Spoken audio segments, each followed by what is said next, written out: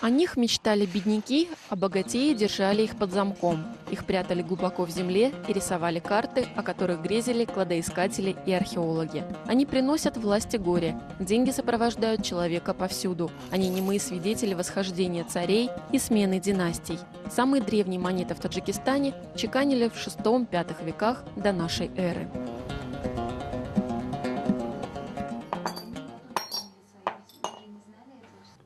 4000 монет разных исторических эпох. Хранитель знает каждую из них даже на ощупь. В областном краеведческом музее хранятся и золотые монеты саманидов, и медные карханидские. Среди многочисленных экспонатов в запасниках есть и уникальные монеты. Монеты времен караханидов и шейбанидов составляют большую часть коллекции. Они найдены на раскопках в Кистакузе. О находке нам сообщил поэт Тимурали Рустамов. Мы сразу поехали на место. Там, на глубине 3 метров, в глиняном кувшине было более 1000 монет. В течение 10 лет их изучал Давлат Давудов, после чего передал музею. Их чеканили в Бухаре, Хиве, Гессаре.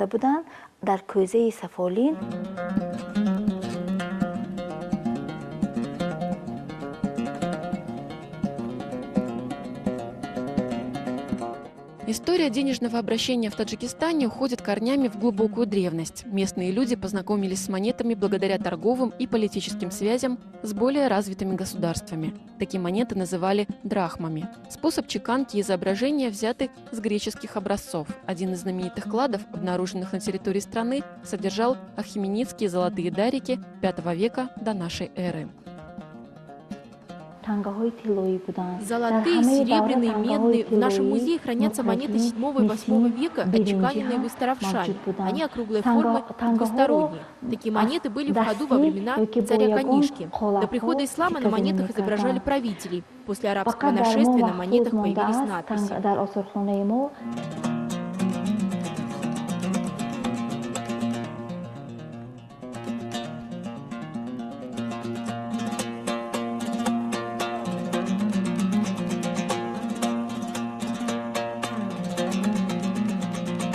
Под самым потолком были специальные потайные ниши. Для того, чтобы спрятать ценности подальше от глаз, ниши закрывались резной алебастровой решеткой. До революции таджикские женщины не имели права дотрагиваться до денег мужа. Их сбережения состояли из драгоценностей и золотых монет, доставшихся им от родителей. Деньги хранились в больших сундуках среди вещей, в кувшинах, которые закапывали под деревьями. Эту комнату собирали по частям в разных местах для установки в музее. И нашли тайник. Простучали, но оказалось там пусто. В другой комнате мы нашли спрятанные книги. Женщины часто хранили золотые монеты в тумарах, на грудных оберегах. Динар, дирхем, тетрадрахмы. В разные времена деньги называли по-разному. Круглые, шестигранные, овальные и восьмигранные. Медные дирхемы свободно обменивали на золото. Монеты украшались иероглифами, изображениями правителей, арабскими надписями. Некоторые сюжеты были связаны с зороастризмом.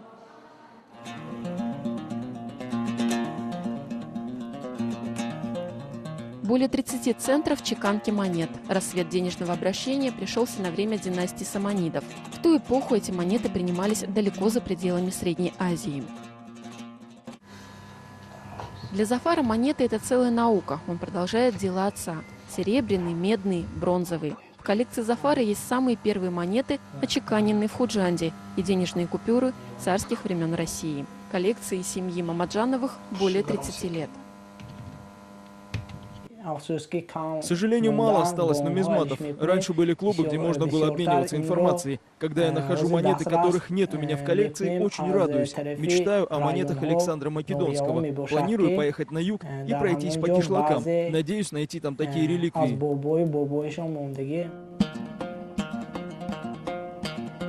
Монет в таджикской земле по-прежнему великое множество. Каждый новый клад – настоящий праздник для археологов и нумизматов. Ведь это новые, дополнительные штрихи к общей картине истории и культуры Таджикистана.